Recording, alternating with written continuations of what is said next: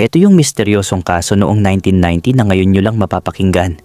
Natagpo ang patay ang isang mister o isang padre de pamilya sa kanyang bahay sa Tarlac, Tarlac. Duguan ang katawan nito at hinihinalang namatay siya dahil sa ilang saksak. Ayon sa isang kapitbahay, nakarinig ito ng ilang kalabog sa bahay ng biktima. May kaunting sigawan, pero mabilis lang daw iyon. Sinubukan ng concerned citizen noon na magsumbong sa mga tanod kasi malapit din lang sa bahay ng biktima ang outpost ng mga tanod sa barangay. Pero ang masaklap, pagdating nga nila sa bahay ng biktima ay nadatnan na nila itong patay.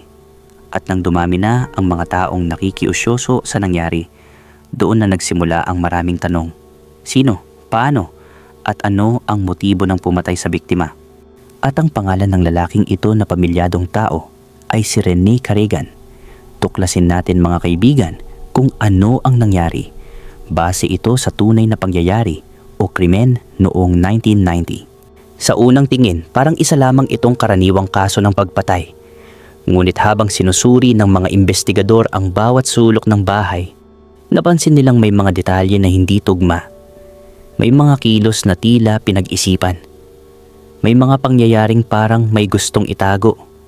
At higit sa lahat, may mga taong nagsimulang magbigay ng magkakaibang kwento tungkol sa buhay pamilya ni Rene. At sa paglipas ng mga araw bago pa man may ilibing ang bangkay niya, ay may isang pangalan ang paulit-ulit na nababanggit sa investigasyon.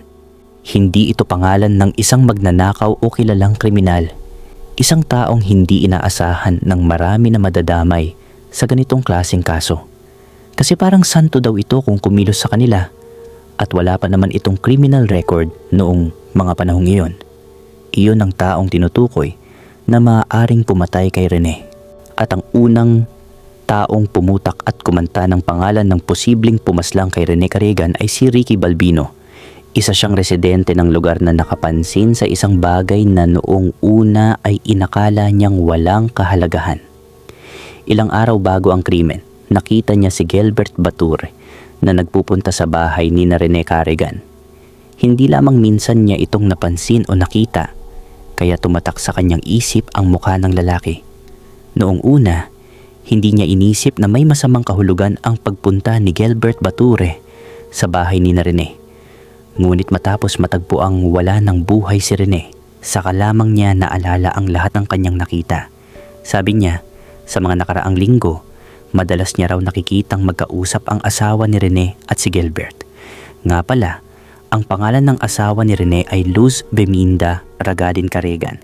Pero ang mabigat sa kwento ni Ricky ay bandang 1:30 daw ng madaling araw, ay nakita niyang lumabas mismo si Gilbert Bature na hubad ang pang-itaas na damit at nakapantalon lang. Sir, mabait naman kasi yung kaibigan kong ayan si Rene. Nakakainuman ko pa na yan paminsan-minsan, pero hindi marunong manggulo yan. Tutulog na yan kapag nalalasing. Kwento pa ni Ricky patungkol kay Rene, na siya namang sinasabi rin ng mga kabaryo nila, na si Rene Caregan daw ay isa lamang ordinaryong padre de pamilya sa isang tahimik na bayan sa Tarlac. Wala siyang mataas na posisyon o malaking negosyo. Pero para sa mga nakakakilala sa kanya, isa siyang lalaking inuuna ang kanyang pamilya kaysa sa sarili. Sa loob ng maraming taon, pinaghirapan niyang maitaguyod ang kanilang buhay kasama ang kanyang asawa na si Luz Minda Ragadin Caregan at ang kanilang anak na si Richard Caregan. Nakikisaka rin lang noon si Rene sa baryo nila, yung tipikal na trabaho noong araw ng mga lalaki. Minsan naman ay sumasama ito sa mga construction bilang mason sa pagpapatayo ng bahay. Kasama ang tito nitong matanda na rin noon sa pangungontrata ng bahay. Ganoon na itaguyod ni Rene ang kanyang pamilya.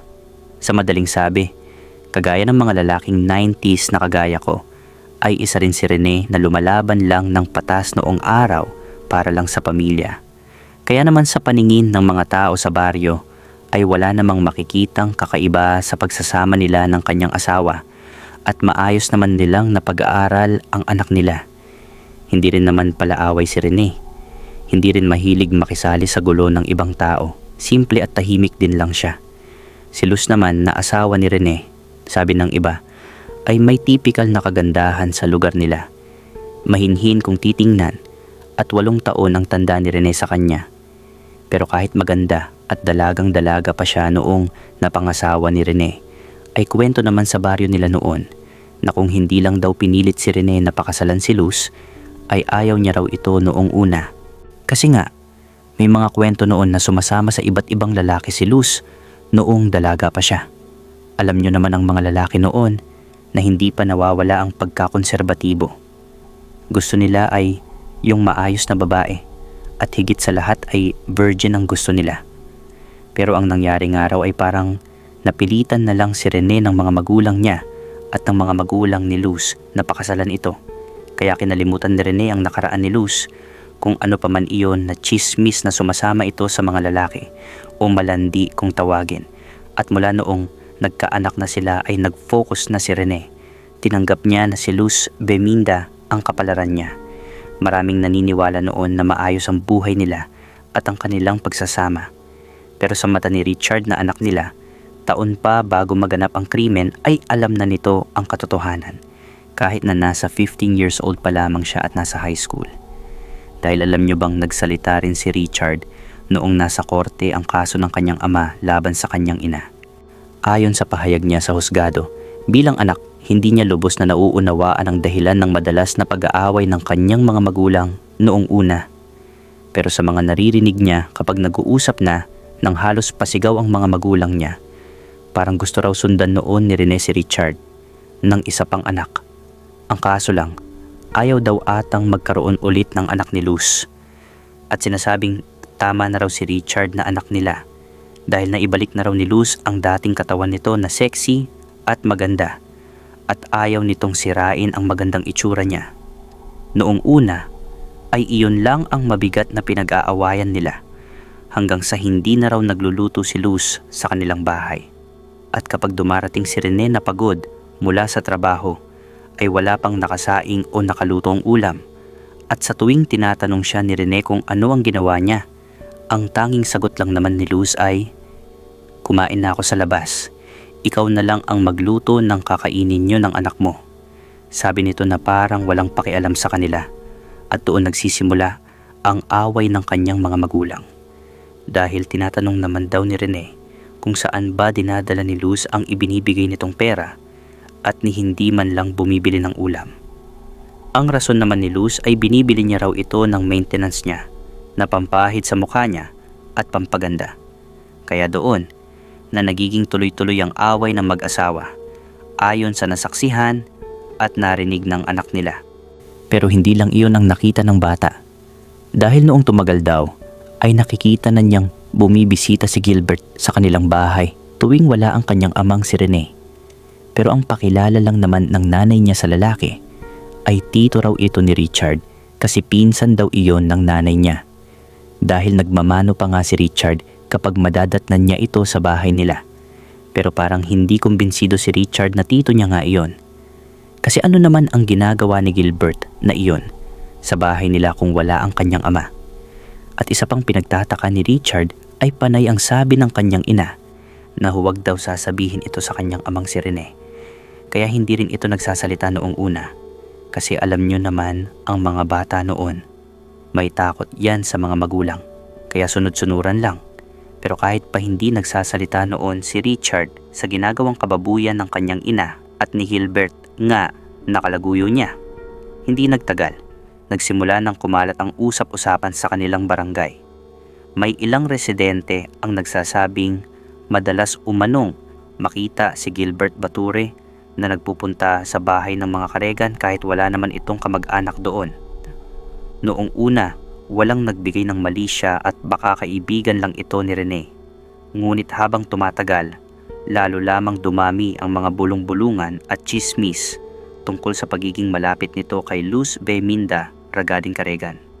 Alam nyo namang noong araw, kung hindi TV ang libangan ng tao, syempre wala pang social media noon. Kaya ang balita ay nasa loob lamang ng baryo o sa mga marites na kapitbahay. Pero hindi man ito direktang nakita ng mga kapitbahay na magkapatong sa kama ang dalawa. Sapat na ang paulit-ulit nilang pagkikita upang maging laman ng usapan ng dalawa. Ang mga chismis na iyon ay umabot din sa pandinig ni Rene Karegan Ngunit pinili niyang huwag agad paniwalaan ang mga naririnig tungkol sa pakikiapid daw ng asawa niya sa ibang lalaki. Hanggang sa isang araw ay siya na mismo ang nakakita sa ginagawa ng dalawa. Pero hindi naman sila nahuling magkapatong o nagtatalik sa kama. Dahil ayon sa testimonya sa korte, 2 araw bago ang krimen ay sinabi ni Rene sa kanyang kapatid na si Gloria Carpio Caregan na nahuli niyang naghahalikan sina Luz Beminda at Gilbert malapit mismo sa likuran ng bahay nila. Kinabukasan, muli silang nakita na magkasama at magkahawak kamay habang nag-uusap sa isang pampublikong lugar sa isang parke sa palengke. Mula noon, hindi na tsismis ang tingin ni Rene sa lahat ng naririnig niya dahil siya na mismo ang nakapagpatunay na ang asawa niya at si Gilbert ay tumatay sa ulo niya. Ang kaso nga lang ay parang naunahan dito si Rene ng desisyon dahil bago mailabas sa korte ang mga nakita raw niya, ayon sa kapatid nitong si Gloria, ay patay na siya. Siguro, ang pagkakamali lang ni Rene dito ay hindi siya umaksyon agad, kaya siya inunahan ni Gilbert. Pero kahit ganoon pa man ang naging pahayag ni Gloria sa korte noong labanan na nga ng kaso, ay parang wala na ring bigat iyon. Kasi nga patay na ang nagsabi na siya mismong nakakita na magkalaguyo nga sina Gilbert at Luz Beminda. Kaya mas lalong naging mahirap ang kasong ito. Pero hindi sumuko ang pamilya Caregan pati na rin ang prosecution. Lalo na noong nakuha nila ang buong salaysay ng mga saksi. At ito yon. Bandang 12:30 ng madaling araw, dumating sa bahay ni Rene Caregan si Gilbert Bature kasama ang isang hindi pa nakikilalang lalaki. Hindi sila pinigilan sa pagpasok dahil si Luz Beminda mismo ang nagbukas ng pinto at pinapasok ang dalawa sa loob ng bahay. Lumipas ang halos 1 oras. Bandang 1:30 ng madaling araw, habang nagpapatrolya sa lugar ang mga barangay tanod, bigla may nagsabi sa kanilang babae na nakarinig daw ito ng malalakas na kalabog na nagmumula sa bahay ni Rene. Doon ay inakala nilang may nangyayaring gulo. Pero habang hindi pa dumarating ang mga tanod, isang residente na si Ricky Balbino ang naglakad papunta sa isang tindahan upang bumili ng sigarilyo. Parang sentro na kasi ng bayan kung saan nakatira noon si Rene. Kaya may mga tindahan na noon na hanggang madaling araw na nakabukas. Si Ricky naman ay may kainuman noon na kasama rin niyang nagpapatubig sa sakahan. Bali gabi na sila nakarating sa bahay nila Ricky, kaya gabi na rin silang mag-inom ayon sa salaysay ni Ricky. Pagkatapos kong bumili ng sigarilyo ay pabalik na ako sa inuman at madadaanan ko na po yung bahay nila paring Rene, sabi pa niya sa korte. At pagdating niya nga sa tapat ng bahay ni Rene, napansin niyang may 2 lalaking nagmamadaling lumabas. Ayon kay Ricky, ay pansin niyang parang may maling nangyari at nakaramdam siya ng kaba sa dibdib. Kaya mabilis na nagtago muna siya sa isang madilim na bahagi ng kalsada. Mula roon, ilang sandali lang ay malinaw niyang nakita si Gilbert Bature. Nakapantalon lamang ito, walang suot na t-shirt o damit pang itaas at may hawak na balisong. Kasama nito ang isa pang hindi nakikilalang lalaki. Pagkatapos ay mabilis na silang naglakad, palayo hanggang tuluyan silang nawala sa dilim. Ilang sandali pa ang lumipas ay nandoon naman na ang mga barangay tanod kasama yung babaeng nagsabi sa kanila na nakarinig ng parang kaguluhan. Bukas na ang pintuan ng bahay na nadatnan nila. Nasa labas si Luz Caregan na umiiyak at may bahid ng dugo sa kanyang damit. Nang sumilip sila sa loob, doon na tumambad sa kanila ang nakahandusay na katawan ni Rene Caregan. Naduguan na at wala ng buhay. Bago dumating ang mga pulis, hindi nagtagal, isa-isang dumating sa bahay ang mga kamag-anak ni Rene Caregan matapos kumalat ang balita sa buong barangay. Kabilang sa mga unang dumating ang kapatid ni Rene na si Gloria, na agad namang kinuha si Richard kasi nga parang tuod naman na nakatulala lang noon si Luz sa pangyayari. Pero hindi na siya umiiyak, habang si Richard naman ay iyak ng iyak. Habang pinipigilan ng pag-iyak naman ni Gloria na hawak si Richard, paulit-ulit niyang sinabing hindi niya akalaing iyon na pala ang huling araw na makikita niya ang kapatid.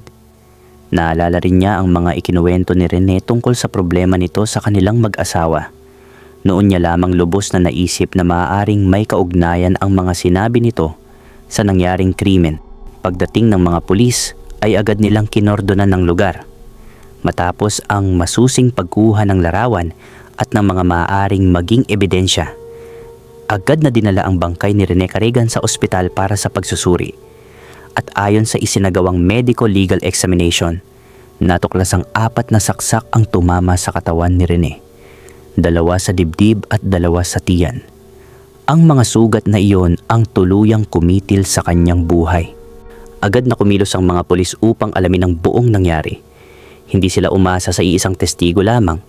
Isa-isa nilang kinausap ang lahat ng taong maaaring may nalalaman sa insidente, mula sa mga barangay tanod na unang rumesponde hanggang sa mga residenteng nasa paligid noong gabing iyon. Unang isinalaysay ng mga barangay tanod ang kanilang naging responde na siyang ngang napakinggan natin sa unahan nito. Kasunod na tinawag ng mga pulis si Ricky Balbino. Ang kanyang salaysay ang nagbigay ng malinaw na direksyon sa investigasyon. At ang hindi lang niya nakilala ay yung isa pang kasama ni Gilbert.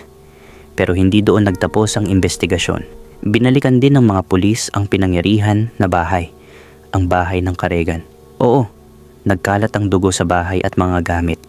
Ang kaso lang ay parang wala silang makukuha roon na siyang magdidiin kay Gilbert, hanggang sa sinuyod pa nila ang buong palibot ng bahay. At sa isang basurahan sa likod bahay na iyon, kung saan tinitipon ang mga winawalis na tuyong dahon at siyang pinagsusunugan, ay napansin ng isang investigador na may nakahalong damit dito. At nang tingnan nila ito, isa iyong polo shirt na kulay navy blue. Pero ang karamihan sa bahagi nito ay parang umitim na dahil sa tuyong dugo. Panlalaki ang polo shirt na iyon. Tapos sa isang laylayan ng damit ay may malaking sunog na rin. Kumbaga parang tinatangkang sunugin ang damit na ito pero hindi natuloy. Dahil ang damit na iyon ay isa sa magiging mabigat na ebidensya pala sa korte. Dahil sa pagsusuri, ang dugo sa t-shirt ay may kaparehong blood type ng biktima. Doon ay binuo ng mga investigador o pinagtagpi-tagpi ang mga paliwanag at kwento ng mga tao, pati ang salaysay ni Ricky. At ang pangunahing motibo nga ay love triangle, dahil maaaring gustong iligpit ni Gilbert si Rene para masulo niya si Luz Veminda.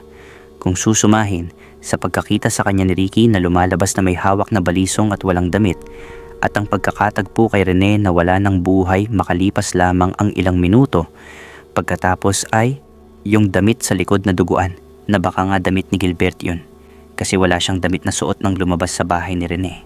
So dito pa lang ay mapagsusunod-sunod mo na ang nangyari. Kahit ikaw na ordinaryong tao lang, ay maiintindihan mo na ito. Ilang araw lang ang lumipas matapos ang krimen ay nadampot na si Gilbert Batur dahil siya nga ang itinuturo. Pero hindi nila nakuha yung kasama nitong lumabas sa bahay. Samantalang si Luz Veminda ay nanatili sa surveillance ng mga pulis. Binilinan siya na huwag siyang lalayo o magtatangkang umalis ng Tarlac hanggat hindi natatapos ang kaso, dahil itinuturing na rin siya ng mga pulis noon na isa sa mga may plano sa pagpatay sa asawa niya. Dahil noong una pa lang ay naghinala na ang mga pulis dito. Sa interogasyon nila sa kanya noong madaling araw na namatay si Rene, ang lagi nitong sagot sa mga pulis sa tuwing tatanungin nila ay, "Wala akong alam. Hindi ko kilala ang pumasok sa bahay. Hindi ko alam ang ginawa nila." Ganoon lang na paulit-ulit ang sinasabi niya, na para bang wala itong ka-interes-interes na tulungan ang mga pulis na mabigyan ng hustisya ang asawa niyang pinatay. At sino ba ang tanga na maniniwala nga kay Luz Veminda sa mga sinasabi niya? Sa pagtatanong naman ng mga pulis kay Gilbert, noong una ay sabi nito na nasa bahay lang siya noong mangyari ang krimen. Pero sa paulit-ulit na tanong ng mga pulis, ay nag-iiba ang lugar at ginagawa niya sa kwento niya. Sinuri nila ang mga pahayag ni Gilbert. May mga bahagi na hindi nagtugma sa ibang testimonya. Dahil dito ay alam na ng mga pulis ang pagtatangkang ilihis ang direksyon ng investigasyon ng dalawa, si Gilbert at Luz Veminda. Sa kabuuan ng kanilang pagsusuri, naniwala silang sapat na ang mga nakalap na ebidensya upang iharap sa piskalya ang kaso laban kina Luz Veminda Ragadin-Caregan at Gilbert Bature. At dito na nagsimula ang People of the Philippines plaintiff laban sa Gilbert Bature and Luz Veminda Ragadin-Caregan accused. Isinampa sa hukuman ang kaso laban kina Luz Veminda Ragadin-Caregan at Gilbert Bature. Pareho nilang itinanggi ang lahat ng paratang at iginiit na wala silang kinalaman sa pagkamatay ni Rene Caregan. Sa paglilitis, kapwa itinanggi ni Luz Veminda Ragadin-Caregan at Gilbert Bature ang paratang laban sa kanila. Iginiit nilang wala silang kinalaman sa pagkamatay ni Rene at hiniling sa hukuman na huwag paniwalaan ang mga testimonya ng mga testigo. Ayon sa depensa, walang sino mang nakakita sa mismong pananaksak kaya hindi umano sapat ang ebidensya upang sila ay hatulang nagkasala. Ngunit isa-isang sinuri ng hukuman ang bawat testimonya at inihambing ito sa iba pang ebidensyang naiharap sa paglilitis. Tinimbang ng korte ang mga salaysay ng mga barangay tanod ni Ricky Balbino at ng iba pang testigo na nagsasabing yung polo shirt na navy blue ay siyang suot daw ni Gilbert bago ang gabi ng pamamaslang kay Rene. Sinuri rin ang resulta ng medico-legal examination at ang pagkakatugma ng mga pangyayari bago, habang at pagkatapos ng krimen. Hindi rin nakaligtas sa pagsusuri ang naging relasyon ni Luz Veminda at Gilbert. Iniharap ng prosekusyon ang mga testimonya tungkol sa alitan ng mag-asawa bago ang krimen at ang mga pangyayaring nagpalakas sa hinalang may namamagitan sa dalawa. Para sa prosekusyon, kapag pinagsama-sama ang mga testimonya at iba pang ebidensya, malinaw na iisa ang direksyong itinuturo ng mga ito. Love triangle, illicit relationship, bawal na relasyon, extramarital affair, relasyon sa ibang tao habang may asawa. Sa direksyon ng pinupunto ng kaso, ay pinagplanuhang patayin ni Gilbert Bature at Luz Veminda Caregan ang mismong asawa nito para sila na ang magsama ng kalaguyo niya. At maaaring si Luz din ang nagtangkang sumunog ng damit para itago ang isang ebidensya sa kaso. Matapos ang halos 3 taon ng paglilitis na naayon sa proseso ng Batas ng Pilipinas, noong March 17, 1993, dumating ang araw na inilabas na ang hatol. Para kay Luz Veminda Ragadin-Caregan, hindi naging sapat ang mga ebidensyang iniharap upang mapatunayan ng lampas sa makatwirang pagdududa na nakipagsabuatan siya sa pagpatay kay Rene Caregan. Bagamat lumabas sa paglilitis ang umano'y lihim na relasyon nila ni Gilbert Bature, sinabi ng hukuman na hindi sapat ang hinala at motibo lamang upang hatulan ang isang tao. Dahil dito, pinawalang sala si Luz Veminda Caregan. Si Gilbert Bature naman ay napatunayang may pananagutan sa pagkamatay ni Rene Caregan. Gayunman, hindi kinatigan ng hukuman ang naunang hatol na murder. Ayon sa korte, hindi sapat ang ebidensya upang patunayan ang mga kwalipikadong sirkumstansyang magpapataas ng krimen sa murder. Dahil dito, ibinaba ang kanyang pananagutan sa homicide at hinatulan siya ng 8 taon at 1 araw ng prison mayor bilang minimum hanggang 14 na taon, 8 buwan at 1 araw ng reclusion temporal bilang maximum. So yun na nga mga kaibigan, sa opinyon ninyo sa hatol sa dalawa, ay nakuha ba ni Rene Caregan ang sapat na hustisya? Para sa akin kasi, parang nakukulangan ako.